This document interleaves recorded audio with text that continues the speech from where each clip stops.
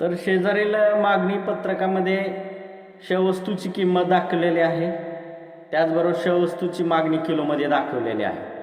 जेव्हा श वस्तूची किंमत प्रति किलोस 50 रुपये असते तेव्हा मागणी 1 किलो असते. परंतु जेव्हा किंमत 50 रुपयावरून 40 रुपये होते, म्हणजे किंमत कमी होते, तेव्हा मागणी 1 वरून 2 किलोपर्यंत वाढते. ज्यावेळेस वस्तूची किंमत 30 रुपये असते तेव्हा मागणी 3 किलो असते. त्याचप्रमाणे किंमत 20 रुपये प्रति किलो असताना श वस्तूची मागणी 4 किलो प्रमाणे राहते. किंमत 10 रुपयापर्यंत घटते तेव्हा मागणी 5 किलोपर्यंत वाढते. यावरून असे स्पष्ट होते की जेव्हा वस्तूची किंमत कमी होते तेव्हा मागणीत वाढ होते आणि वस्तूची किंमत वाढते तेव्हा मागणीत घट होते. यावरून आपल्याला काय सांगता येईल तर किंमत व मागणी यामधील संबंध हा कसा आहे, व्यस्त स्वरूपाचा दोघांमध्ये संबंध दिसून येतो. ही फार महत्त्वाचं स्टेटमेंट आहे की किंमत व मागणी या दोघांचा संबंध कसा आहे, व्यस्त स्वरूपात आहे. वारंवार परीक्षेमध्ये ऑब्जेक्टिव्हमध्ये वस्तुनिष्ठमध्ये हा प्रश्न विचारला जाऊ शकतो की किंमत व मागणी यांचा डॅश डॅश संबंध असतो. तर कसा असतो, व्यस्त स्वरूपात असतो. आता आपण ही मागणी पत्रकावरून बघितलं. आता मागणी आकृतीच्या साहाय्याने स्पष्ट करता येईल मागणीचा नियम. तर आकृतीच्या साहाय्याने स्पष्ट करत असताना आपल्याला मागणी वक्र काढायचा आहे आणि तो मागणी वक्र डायग्राम तुम्हाला माहीतच आहे, पेज क्रमांक 22 वर पुस्तकामध्ये काढलेला आहे. तर यामध्ये आकृतीमध्ये असं दाखवलं की श अक्षावर वस्तूची मागणी, अ अक्षावर वस्तूची किंमत दर्शवलेली आहे आणि मम हा मागणी वक्र जो डावीकडून उजवीकडे खाली येणार असतो, म्हणजे मागणी वक्राचा आकार हा नेहमी ऋणात्मक असतो, कारण हा वक्र किंमत व मागणी यांचा व्यस्त संबंध दाखवतो. जेव्हा एखाद्या वस्तूची किंमत वाढते तेव्हा त्या वस्तूची मागणी कमी केली जाते आणि वस्तूची किंमत कमी होते तेव्हा मागणी वाढते. यावरून म्हणजे नेहमी मागणी वक्र हा कसा असतो, ऋणात्मक असतो आणि तो डावीकडून उजवीकडे खाली सरकत येणारा असतो. आता हा जो मागणीचा नियम बघितला आपण, त्यानंतर मागणीच्या नियमाचे अपवाद. आता मागणीच्या नियमाला काय अपवाद आहेत, म्हणजे आपला जो नियम आहे काय, इतर परिस्थिती स्थिर असताना जेव्हा एखाद्या वस्तूची किंमत वाढते तेव्हा त्या वस्तूची मागणी कमी होते आणि किंमत कमी होते तेव्हा त्याची मागणी वाढते. म्हणजे असं प्रत्येक वस्तूच्याच बाबतीत घडतं का, मागणीचा नियम प्रत्येक वस्तूच्या बाबतीत खरा ठरतो का, परंतु त्याला काही गोष्टी अपवाद असतात. म्हणजे मागणीच्या नियमाचे काही अपवाद आहेत. याचाच अर्थ की वस्तूची किंमत वाढते तेव्हा त्या वस्तूची किंमत वाढते तेव्हा त्या वस्तूची मागणी सुद्धा वाढते आणि वस्तूची किंमत कमी होते तेव्हा त्या वस्तूची मागणी सुद्धा कमीच होते. म्हणजे आपल्या मागणीच्या नियमाच्या विरुद्ध आहे. म्हणजे मागणीच्या नियमाला तो काय अपवाद आहे. म्हणजे हा मागणी वक्र कसा आहे, डावीकडून उजवीकडे खालून वर जाणारा असतो. म्हणजे मागणीच्या नियमाचा मागणी वक्र नेहमी कसा असतो, ऋणात्मक असतो आणि तो कसा असतो, डावीकडून उजवीकडे खाली येणारा असतो. परंतु अपवादामध्ये मागणी वक्र हा कसा आहे, डावीकडून उजवीकडे वर जाणारा असतो. म्हणजे मागणी वक्रातला धनात्मक संबंध आपल्याला दिसून येतो.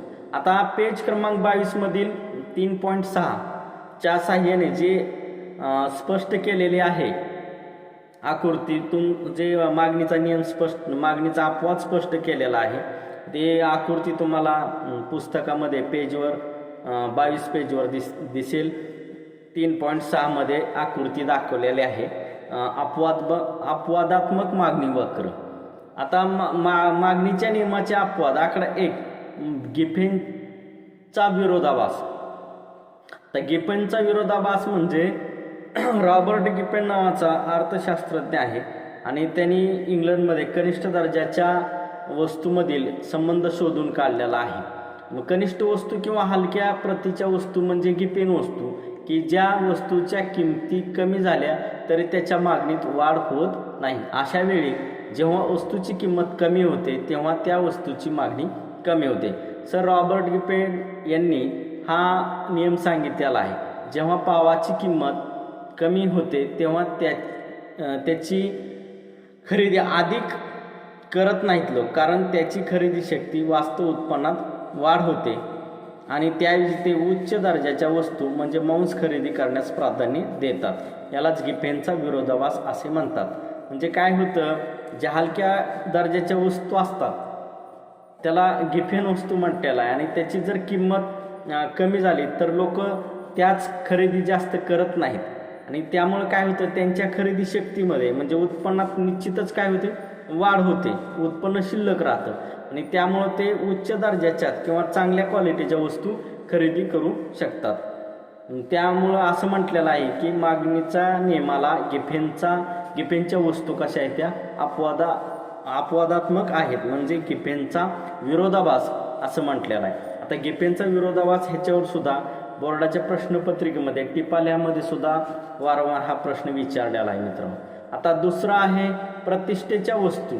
आता मौल्यवान वस्तू जसे हिरे, सोने, चांदी इत्यादी ह्या कशा वस्तू असतात, प्रतिष्ठादर्शक वस्तू आहेत. म्हणजे श्रीमंत व्यक्ती अशा वस्तूच्या किमतीत किती जरी वाढ झाली तरी अधिक वस्तू खरेदी करतात. म्हणजे आपल्या नियमाच्या विरुद्ध आहे. आपला नियम काय सांगतो, जेव्हा वस्तूची किंमत वाढते तेव्हा त्या वस्तूची मागणी काय होते, कमी होते. परंतु इथं विरोधाभास आहे, कारण वस्तूची किंमत वाढली तरी मागणी वाढतेच. म्हणजे काय तर आता कारण का वाढते, कारण ते प्रतिष्ठित वस्तू असतात. प्रतिष्ठित वस्तू म्हणजे त्या सोनं, चांदी, हिरे म्हणजे ह्या ज्यावेळेस लोक खरेदी करतात, ज्याच्याकडे सोनं जास्त आहे त्याला प्रतिष्ठित जास्त समजलं जातं किंवा त्याला श्रीमंत जास्त समजलं जातं. दुसरा आहे भविष्यकालीन किमतीचा अंदाज. आता भविष्यकालीन किमतीच्या अंदाजामध्ये जेव्हा लोकांना भविष्यकाळात वस्तूच्या किमती वाढतील असा अंदाज असेल तेव्हा हा मागणीचा नियम खरा ठरणार नाही. अशा परिस्थितीत वस्तूच्या किमती वाढत असताना देखील उपभोक्ते अधिक मागणी करतात.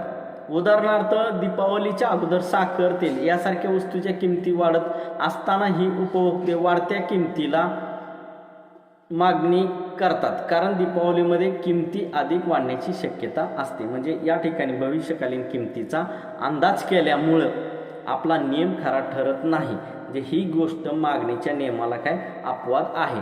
त्यानंतर चौथा अपवाद आहे किमतीचा आभास. म्हणजे या ठिकाणी सुद्धा अनेक वेळा उपभोक्त्यांना असे वाटते जास्त किमतीच्या वस्तू चांगल्या दर्जाच्या असतात आणि म्हणून त्या वस्तूच्या मागणीत मोठ्या प्रमाणात वाढ केली जाते. उदाहरणार्थ उच्च दर्जाच्या वस्तू. म्हणजे एखादी वस्तू उपभोक्त्याचं वस्तूबद्दल मत काय असतं, तर जी जास्त किमतीची वस्तू असते तिला उच्च दर्जा प्राप्त झालेला असतं लोकांच्या मनात असते किंवा उपभोक्त्याची मानसिक स्थिती असते. लक्षात ठेवा की जास्त किंमत म्हणजे आता आपण समजा कापड घ्यायला गेलो किंवा एखादं कपडे शर्ट घ्यायला गेलो त्यावेळेस त्याची किंमत जशी रीच सांगितली जाते, समजा 2000 3000, तसं तुम्हाला वाटतं 2000 किंमत आहे म्हणजे निश्चितच तो शर्ट किंवा ते कापड भारी असं वाटतं, म्हणजे उच्च दर्जाचं असं वाटतं. आणि किंमत कमी म्हटलं की त्या वस्तूकडे बघण्याचा कसा असतो दृष्टिकोन वेगळा राहतो. म्हणजे किमतीचा आभास हे सुद्धा काय मागणीच्या नियमाला अपवाद आहे. अज्ञान. आता हे एक अपवाद आहे. काही वेळेस व्यक्ती अज्ञानामुळे अधिक किंमत असताना सुद्धा वस्तू खरेदी करतात. हे तेव्हाच होऊ शकते जेव्हा उपभोक्त्याला इतर ठिकाणी त्या वस्तूवरील किमतीबद्दल माहिती नसते. म्हणजे बाजारातील अज्ञान किंवा त्या वस्तूच्या किमतीबद्दल अज्ञान हे सुद्धा मागणीच्या नियमाला अपवाद आहे.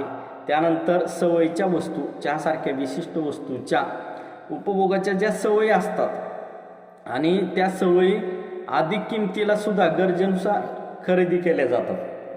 म्हणजे एकदा सवय लागली की लागते. आता आपण समाजामध्ये बघतो काही लोक व्यसनाधीन असतात. समजा गुटखा खाते ते आणि त्या गुटख्याची किंमत वाढली तरी त्यांची सवय लागलेली असते. किंमत किती जरी झाली तरी लोक लॉकडाऊन असलं तरी ती कुठून मिळून खाते तीच.